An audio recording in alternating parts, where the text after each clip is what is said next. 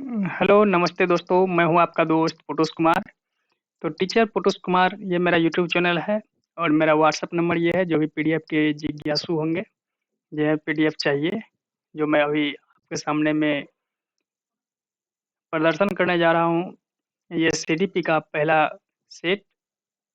तो चलिए, हमें उम्मीद है कि आप लोग पढ़ने के उत्सुक होंगे और ज़रूर पढ़ेंगे और लास्ट में मैं एक क्वेश्चन करूँगा, जिसका आंसर आप लोग कमेंट में हमें ज़रूर दीजिएगा। तो चलिए, स्टार्ट करते हैं आज का पहला क्वेश्चन। ये क्वेश्चन जो है दोस्तों, ये सीटेट के बुक में पूछा गया है और जितने भी क्वेश्चन हैं मैं सीटेट के बुक से ही उठाया हूँ, ताकि आप लोग इसको पूरी गंभीरता से लें। मैं भी पढ़ाई करता हूँ, आप भी पढ़ाई कीजिए। हम अपना जो भी नोट्स बनाते हैं आप लोगों को शेयर कर रहे हैं और आप जो बनाए हमें भी शेयर कर दीजिएगा, ताकि उससे जो निकलने वाली निचोड़ होगी हम दोनों में विभाजित हो जाएगी। तो चलिए स्टार्ट करते हैं आज का पहला क्वेश्चन कि सृजनात्मकता की पहचान का प्रमुख लक्षण क्या है। सृजनात्मकता यानी सृजन करना। नहीं दोस्तों, सबसे पहले अगर हम कोई भी चीज़ के बारे में सोचते हैं कि बनाते हैं, तो उसका प्रमुख लक्षण क्या होना चाहिए कि जब तक हम चिंतन नहीं करेंगे तो किसी चीज़ के बारे में सोचेंगे नहीं तो बनाएंगे कैसे। तो सृजनात्मक की पहचान का प्रमुख लक्षण क्या है? अपसारी चिंतन। दूसरा क्वेश्चन है, विद्यार्थियों में संकल्पनात्मक समझ में बढ़ोतरी करने में सहायक है। विद्यार्थियों में संकल्पनात्मक समझ में बढ़ोतरी करने में सहायक है अन्वेषण और संवाद। अगर विद्यार्थियों के अगर संकल्प में की समझ में बढ़ोतरी करना है, तो आप उस पे संवाद करने के लिए, अन्वेषण करने के लिए दे दीजिए, वो उसको क्या करेंगे, ज़रूर उसमें अगर उसका आप संकल्पात्मक बढ़ोतरी चाहते हैं, तो वो कर सकते हैं अन्वेषण और संवाद के द्वारा। अधिगम की सर्वोत्तम अवस्था क्या है? अधिगम की सर्वोत्तम अवस्था है दोस्तों, जितने भी क्वेश्चन है, मैं आपको बार बार बोल रहा हूँ, जितने भी क्वेश्चन ये क्या है, सीटेट के बुक से लिया गया क्वेश्चन है। मैं खुद सीटेट में टेक्स्ट बुक में प्रैक्टिस करता हूँ और उससे क्वेश्चन निचोड़ के आप लोगों के बीच लाया हूँ। तो पढ़िए, अधिगम की सर्वोत्तम अवस्था है संतुलित उत्तेजना, कोई भय नहीं। अधिगम की सर्वोत्तम अवस्था क्या है? संतुलित उत्तेजना, कोई भय नहीं। अगला क्वेश्चन है कि एक लड़की है जिसका नाम है साइना। साइना जो है वो स्वयं से बात कर रही है। बात जो कर रही है, कोई काम कर रही होगी, स्वयं से बात करी। हम लोग काम करते करते कभी सोचते हैं ना कि ये ऐसे नहीं होगा, ये ऐसे होगा, खुद से बात करने लगते हैं। तो लेव वाइगोत्स्की साहब मनोवैज्ञानिक हैं, ये कह रहे हैं कि इस तरह के व्यक्तिगत वाक का क्या दर्शाता है। यानी इस तरह अगर कोई भी लड़की या फिर कोई भी हम आप कोई भी लड़की क्यों, कोई भी इंसान अगर खुद से बात कर रहा है, तो उसको क्या कहा जा सकता है, वो क्या दर्शा रहा है? वह स्वयता नियमन, यानी खुद भी खुद अपना नियम बना रहा है, व्यक्तिगत वार्ता कर रहा है। यानी क्या, अभी व्यक्ति व्यक्ति ये देखिए दोस्तों, ये व्यक्तिगत वाक है।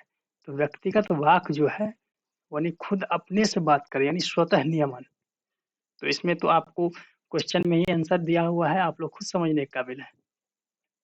बहुबुद्धि का सिद्धांत जोड़ देता है कि बहुबुद्धि का सिद्धांत जोड़ देता है कि क्या देता है कि बुद्धिमत्ता की विभिन्न दशाएं हैं। बुद्धिमत्ता की विभिन्न दशाएं हैं।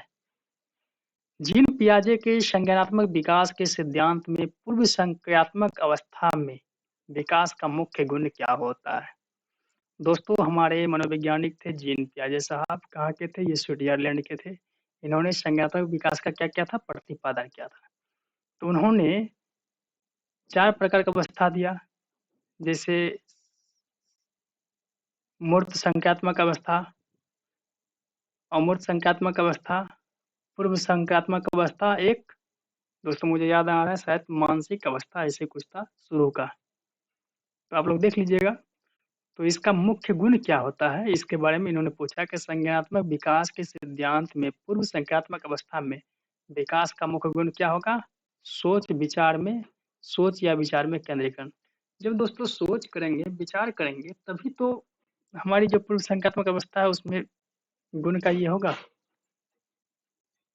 लेव वाइगोत्स्की साहब सामाजिक सांस्कृतिक परिप्रेक्ष्य अधिगम प्रक्रिया में डॉट डॉट के महत्व पर जोर देता है। तो दोस्तों यहाँ देखिए, सामाजिक सांस्कृतिक, जहां भी आप देख लीजिएगा सामाजिक सांस्कृतिक परिप्रेक्ष्य, अधिगम में सामाजिक सांस्कृतिक परिप्रेक्ष्य है। आप आंख बंद करके लेव वाइगोत्स्की साहब को मार सकते हैं। मार नहीं सकते हैं, मतलब आप चिन्ह लगा सकते हैं। तो लेव वाइगोत्स्की का सामाजिक सांस्कृतिक परिप्रेक्ष्य अधिगम प्रक्रिया में सांस्कृतिक उपकरणों के महत्व पर जोर दिया गया है। तो आप समझ गए कि सांस्कृतिक उपकरण, सामाजिक सांस्कृतिक परिप्रेक्ष्य, ये सब जहाँ भी होंगे लेव लेव वाइगोत्स्की साहब से ही जुड़े रहेंगे हम लोग। जीन पियाजे अपने संज्ञानात्मक विकास के सिद्धांत में जीन पियाजे अपने संज्ञानात्मक विकास के सिद्धांत में संज्ञानात्मक संरचना को किसके रूप में वर्णित करते हैं? स्कीमा या मनोबंध के रूप में वर्णित करते हैं। जीन पियाजे, स्कीमा किसने दिया था? ये जीन पियाजे साहब दिए थे स्कीमा। स्कीमा एक प्रगतिशील कक्षा में व्यक्तिगत विभिन्नताओं को किस प्रकार देखा जाना चाहिए? जैसे कि क्लास चल रहा है। अगर आप व्यक्तिगत विभिन्नता को देखना चाहते हैं तो यह जो है अध्यापन अधिगम प्रक्रिया की परियोजना के लिए महत्वपूर्ण है। यानी अध्यापन के समय अधिगम, आप देखिएगा कोई विद्यार्थी इधर देख रहा है, कोई उधर देख रहा है, तो आप अपनी नज़र को गौर कर से देख सकते हैं। ये आपके प्रक्रिया जो है परियोजना का क्या है? एक महत्वपूर्ण परियोजना है अधिगम प्रक्रिया का। अध्यापन जो है, अध्यापन अधिगम प्रक्रिया की महत्वपूर्ण योजना है। भाषा के अर्जन एवं विकास के लिए सर्वाधिक भाषा के अर्जन एवं विकास के लिए सर्वाधिक संवेदनशील अवधि क्या है? भाषा के अर्जन एवं विकास के लिए आप समझ सकते हैं दोस्तों कि भाषा के अर्जन एवं विकास के लिए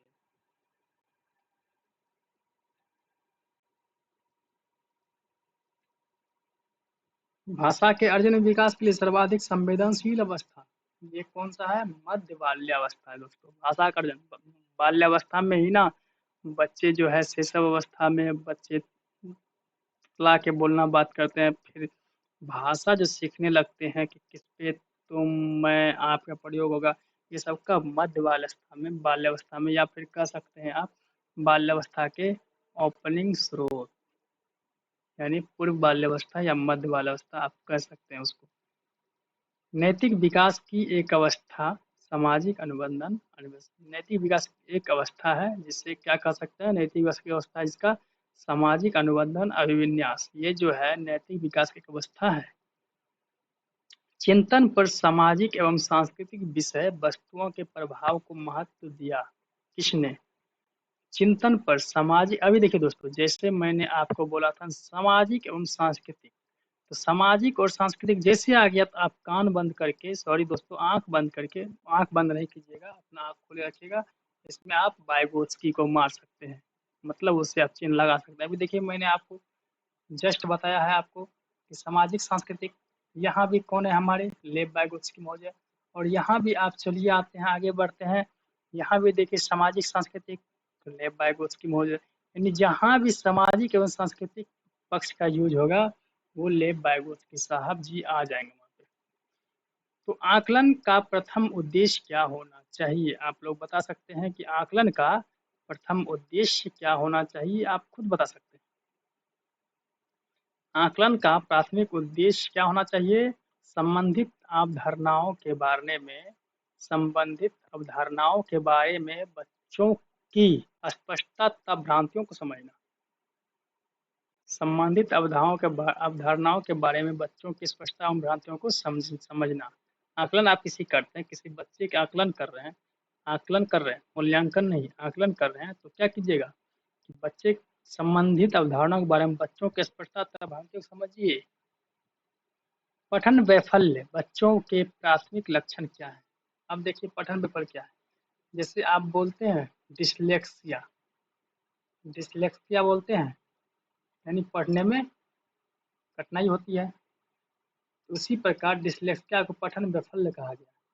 तो पठन वैफल्य को हिंदी में अगर कहा जाए तो पढ़ने की अक्षमता, हिंदी में पठन वैफल्य बोल सकते हैं, इंग्लिश में डिसलेक्सिया बोल सकते हैं। शिक्षा का अधिकार अधिनियम 2009 में उल्लेख की गई समावेशी शिक्षा की अवधारणा किस पर आधारित है? अब देखिए दोस्तों कि शिक्षा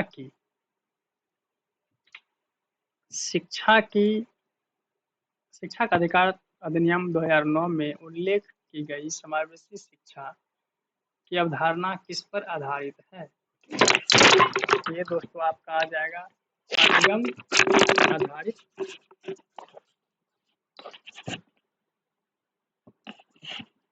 एक सेकंड दोस्तों, थोड़ा सा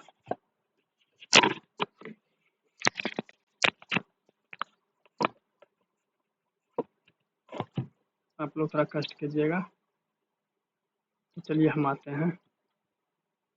थोड़ी सी कोई वस्तु गिर गई थी।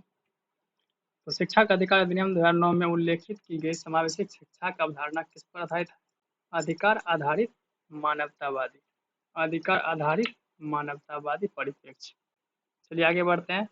संरचनावादी ढांचे में अधिगम प्राथमिक रूप से अब क्या है? संरचनावादी ढांचे में अधिगम प्राथमिक रूप से क्या है?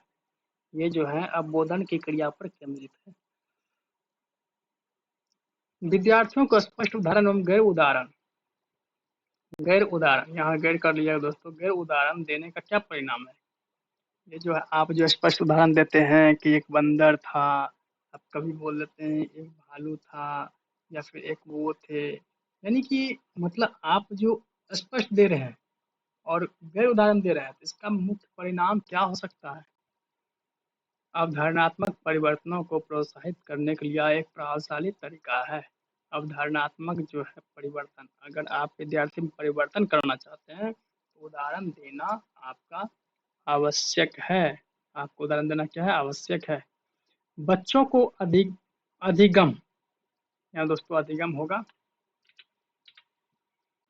बच्चों को अधिगम गतिविधियों में भागीदारी, बच्चों में अधिगम गतिविधियों में भागीदारी करने के लिए लगातार पुरस्कार देना व दंड देने से क्या प्रभाव पड़ता है? आप देखते हैं बच्चे सीख रहा है, लो चॉकलेट। बच्चे सीख रहा है, लो साइकिल। आजकल के समय में बच्चे, हमारे बेटे पास कर गए, लो मोबाइल। ये क्या है? ये आप क्या करते हैं? अधिगम में बच्चों की स्वाभाविक अभिरुचि तथा जिज्ञासा को कम कर रहे हैं। बच्चे अगर सीखने का मूड में होगा तो वो सीखेगा नहीं, बल्कि उसका दिमाग एक ही चीज पे रहेगा कि हम किसी तरह पास कर जाएं और मुझे क्या मिले, पापा द्वारा मोबाइल मिल जाए। तो दोस्तों आज जो है ज़्यादा क्वेश्चन नहीं लिए, हम 20 क्वेश्चन 21 क्वेश्चन लिए हैं। तो हमें लगता है कितना ही क्वेश्चन काफ़ी है, बस मन से अगर पढ़ाई किया जाए तो। शिक्षक बच्चे की जटिल अवधारणाओं की समझ को किस प्रकार सहज कर सकते हैं? शिक्षक जो है बच्चों की जटिल अवधारणाओं की समझ को किस प्रकार सहज कर सकते हैं? अन्वेषण एवं परिचर्चा के लिए अवसर उपलब्ध करके। अब किसी बच्चे से अगर हम बात किया जाए और उसकी समझना जाए तो किस प्रकार समझिएगा? उसके साथ में जब तक वाद विवाद नहीं कीजिएगा, अन्वेषण नहीं कीजिएगा, अगर उस सबका ये कहा जाए तो उसकी जो भी जटिल अवधारणा है उसको किस प्रकार बाहर निकाला जाए, किस प्रकार सहजा किया जाए, तो वो जो है आपका अन्वेषण और परिचर्चा में उपलब्ध। किस अवस्था में शारीरिक वृद्धि एवं विकास तीव्र गति से घटता है? ये तो आप सभी जानते हैं, शिशुअवस्था एवं प्रारंभिक बाल्यावस्था। ये जो है आप लोग देख सकते हैं। और आपका आज हमको लगता है, हाँ, कि व्यक्ति की विभिन्नताओं का प्राथमिक कारण क्या है? व्यक्ति की विभिन्नताओं का प्राथमिक कारण क्या है? कि आनुवांशिकता एवं पर्यावरण के बीच जटिल पारस्परिक क्रिया। ये जो है व्यक्ति विभिन्नताओं का प्राथमिक कारण है। तो दोस्तों आज था इतना क्वेश्चन, लेकिन हाँ, एक क्वेश्चन आपको मैं दे रहा हूँ क्वेश्चन आंसर के लिए, आप जरूर कमेंट में डालिएगा कि शाइना स्वयं से बात कर रही थी। मैंने आपको बताया लेव वाइगोत्स्की इस तरह के व्यक्ति की बात क्या दर्शाता है। आपको मैंने पहले ही बोल दिया था और आंसर भी मैं आपके सामने में दे दिया था। तो आप जो है खुद इसका आंसर हमें लिख के कमेंट कीजिएगा। तब तक के लिए जय हिंद। सब खुश रहिए, अच्छे से रहिए और पढ़ाई कीजिए अपने माता पिता का। और हाँ, एक चीज़ कहना मैं भूल गया कि आप लोग अगर ये यूट्यूब चैनल है मेरा, आप इसको सब्सक्राइब कर लीजिएगा ताकि आपको पढ़ने में काफ़ी आसानी हो।